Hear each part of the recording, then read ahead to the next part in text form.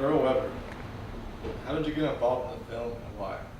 Okay, so about a year ago, I went to a film networking event where I met this amazing writer slash director. His name is Keith Sutliff. And I remember his first approach.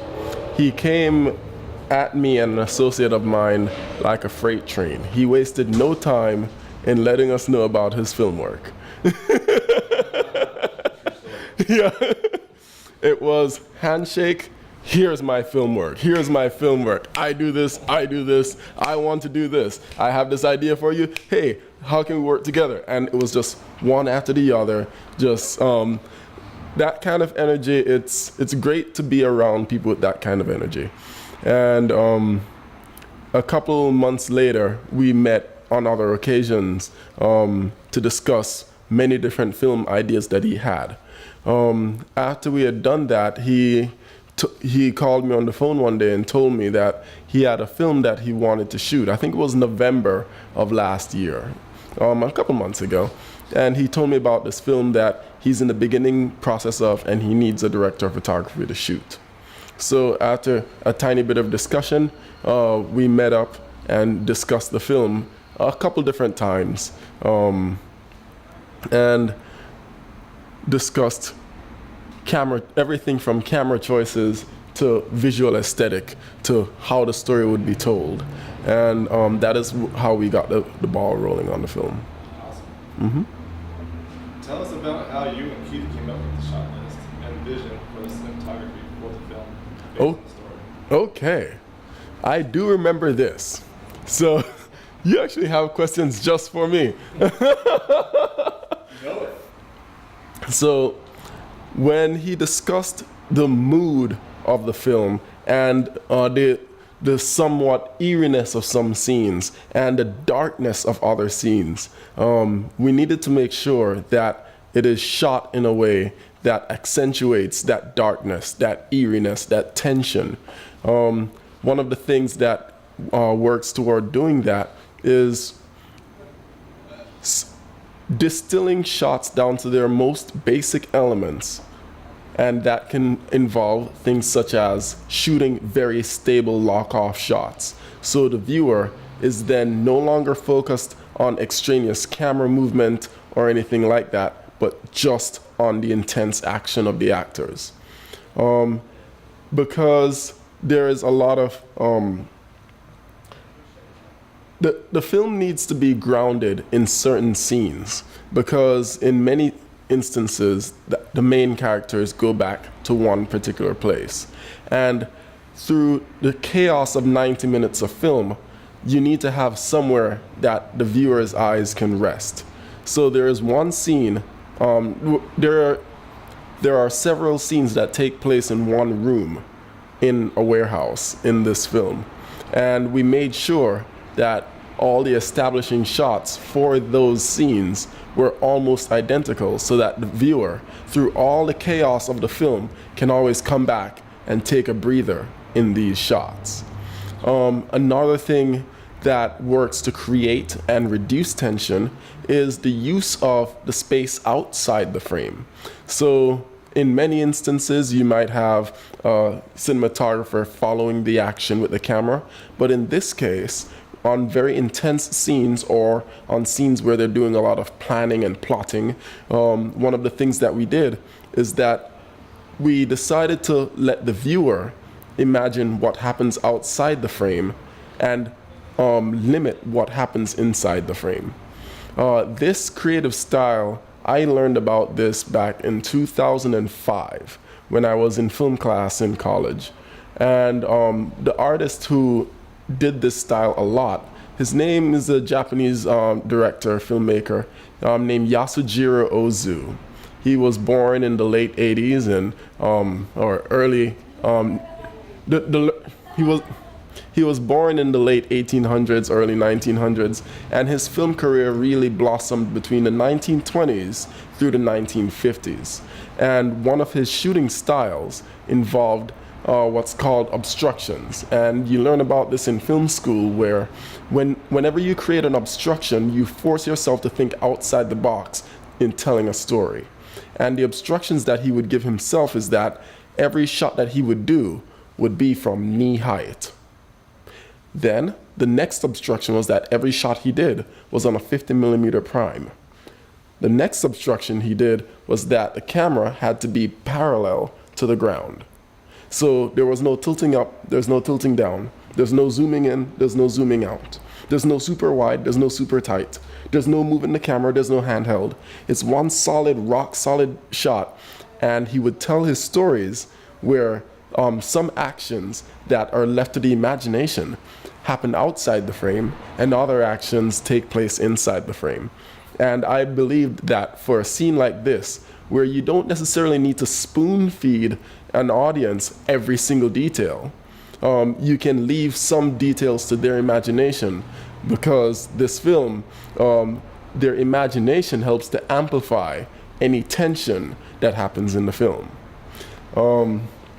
So that was one of the inspirations for the shooting style, for how I came up with shots. When it came to lighting, we needed to make it as simple and as stark as possible.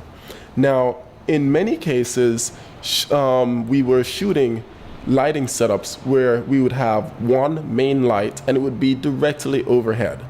It's a very harsh, very jarring, very sometimes unattractive style of lighting, because it creates an effect called raccoon eyes, where the brow of the eye socket blocks out the light from hitting the person's eyes and removes the catch light and specular highlights that are inside a person's eyes. And as such, it makes a person feel cold. It brings on a cold feel to the film. It also creates challenges where, because the lighting isn't pleasant, you have to work even harder to make a shot attractive. Think about that for a moment. Now, the other thing to take into, we could have done many other things to supplement the lighting, such as adding in fill lighting from underneath, but then it would defeat the whole purpose of making it stark. And the whole point of making these shots stark is to make the viewer as uncomfortable as possible in select scenes. Now, so that was the inspiration for some of the lighting choices that we had in the scenes. There are other scenes that are more lighthearted. There are very few, very limited lighthearted scenes in this film, but the few lighthearted scenes in this film were lit traditionally with, for example, side light or with Rembrandt lighting. One particular scene is when one of the rare opportunities where women actually enter a scene in the film, we bring in more attractive light on them.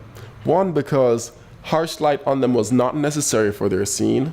And two, yeah, the one time you bring a chick on set, at least put in a couple bits of effort in making them look good on camera. There are other scenes where we experimented with hard light versus soft light. There are, not to give too much away, but there are scenes where there's so much tension built up from one character onto the other character, where the other character is calm and one character is feeling the pain.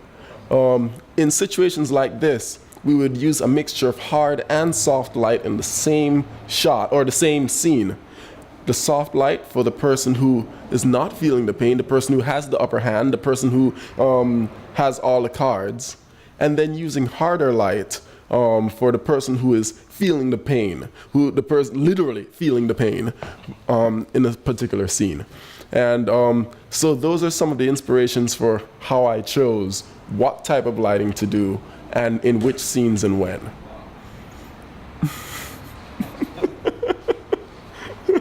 Now you understand the method to my madness?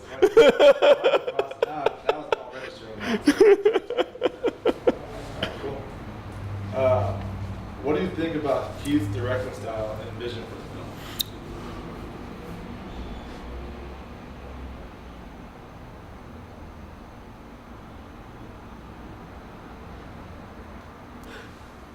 His vision for the film, it's very interesting that the very first time he broached the subject of this film to me, he told me about the idea of taking what would have been something that chronologically happens and shifting the order around, and then incorporating flashbacks into the film in his storytelling process. And the first time he told me about this, it immediately harkened back to the film Inception. And when you see the film Inception, it is, I think, almost 5 or 6 dream levels that they went.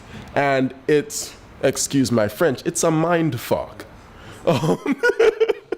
And like, when you see a director who wants to do a storytelling style like that, that involves multiple flashbacks, you go, oh, this should be fun. This should be fun.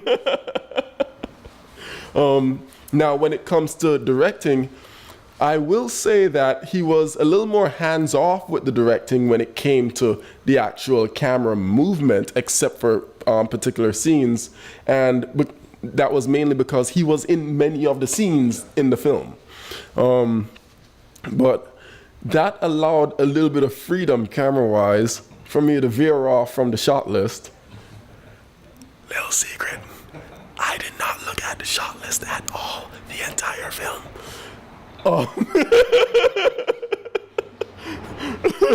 The shot list was a suggestion. It's kind of like GPS. You use it as a suggestion, but it's not the law. You're not going to go to jail for disobeying it. But it's beneficial that we did create a shot list in the beginning process of the film, because it got our head around how we were going to approach it. Because you don't want to approach it cold. You don't want to approach a film cold. Having that shot list forced us to think ahead of how we were going to tell the story, lighting-wise and camera-wise. Going into a film shoot without a shot list would have been detrimental and would have actually taken more time to make the film happen. So even though we didn't look at the shot list ever during the film making process, having discussed the creative ideas that he had for lighting, for camera movement from his film inspirations helped set us up for when we actually hit record. Where was the shot list made? Okay. Who worked on the shot list? Okay. So the shot. The honest answer for who wrote the shot list was, I started writing about 3 lines of the shot list, and then I became fatigued because I don't like writing. So I just decided to talk and let somebody else do the writing. So literally someone else physically wrote the shot list. The process for making this shot list was, because this film was Keith's baby for many months, he knew the film back and forth, but I didn't. So for each scene, he would describe what would happen in the scene, and then we would then discuss what type of camera movement would accentuate that scene and what lighting would be needed for that scene. And that is how we developed the shot list. So Keith would tell me the story scene by scene. I would tell what type of lighting setup would be needed, and then somebody else had the really painful job of writing that stuff down.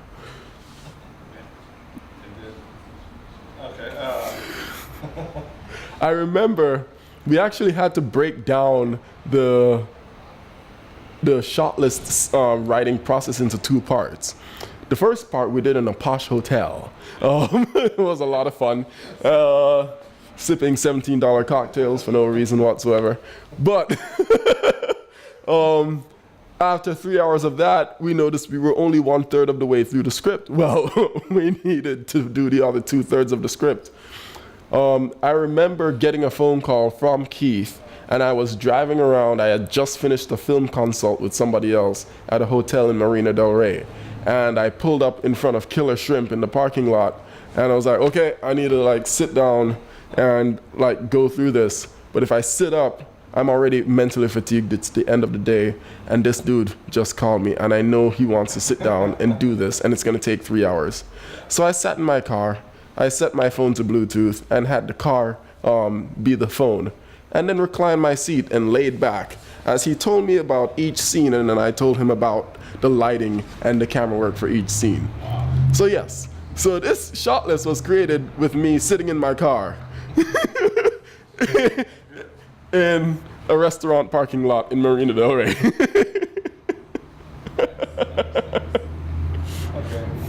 So what was your favorite part of the project? My favorite part about the project was actually getting to be a little bit avant-garde and a little bit risky with the spontaneous shot ideas that would pop into my head.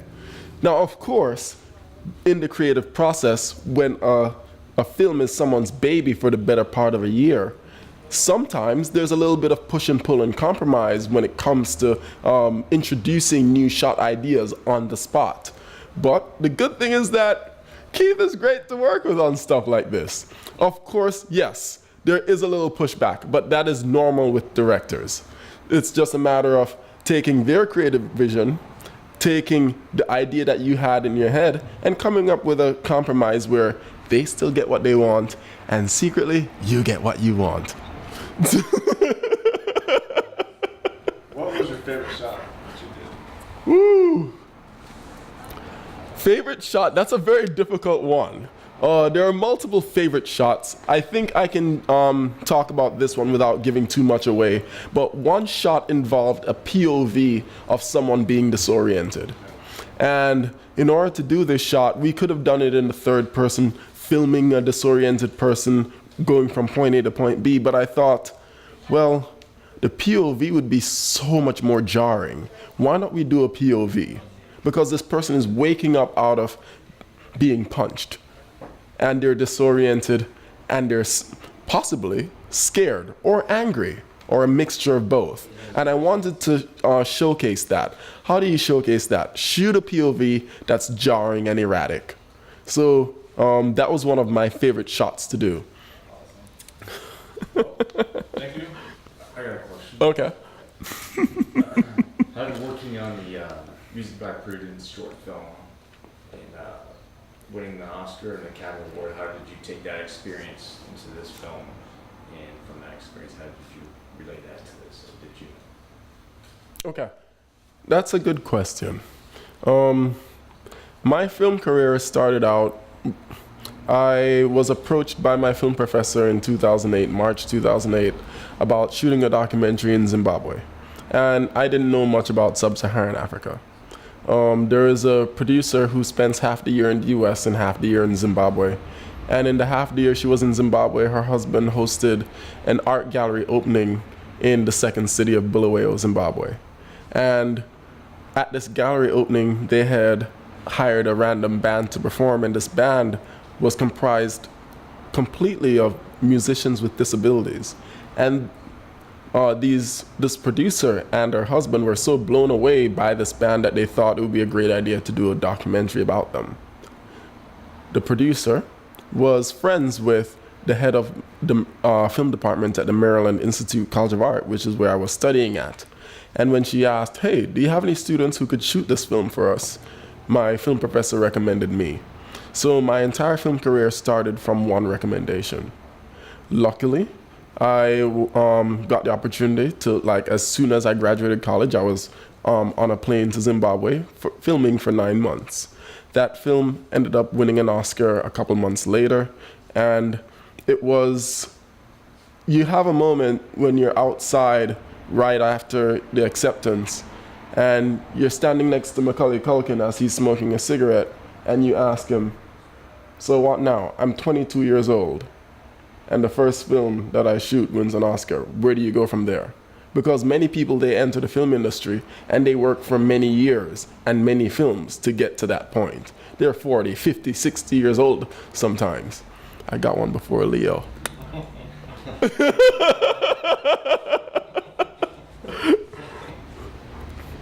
Where do you go from there? Well, the thing is not necessarily to outdo yourself, but to do more amazing things in other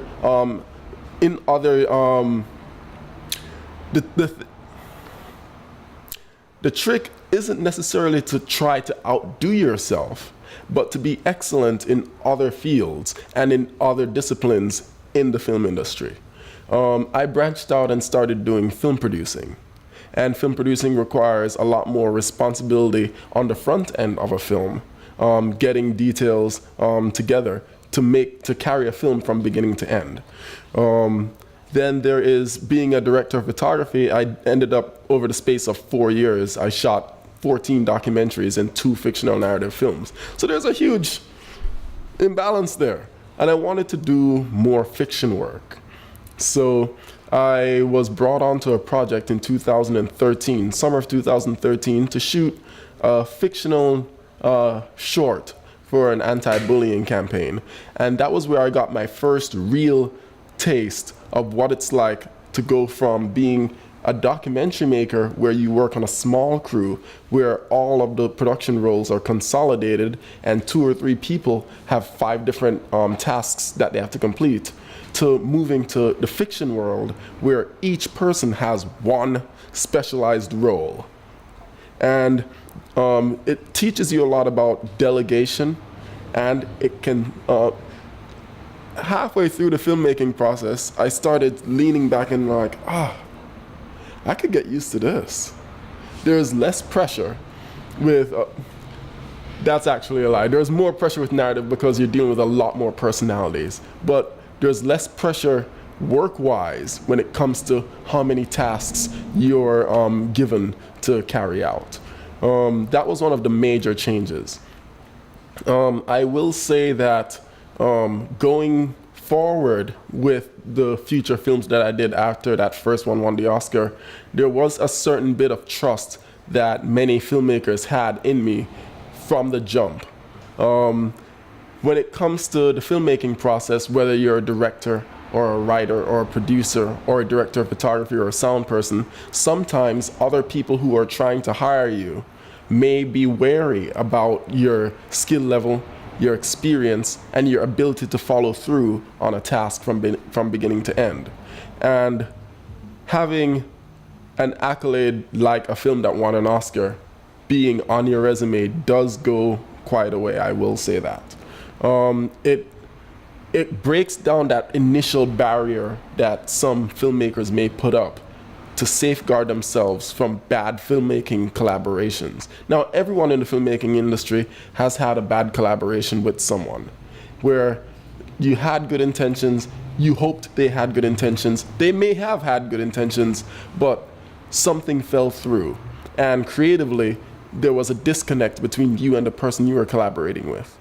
And sometimes that disconnect, that bad experience may force a filmmaker to put up a brick wall for their future experiences.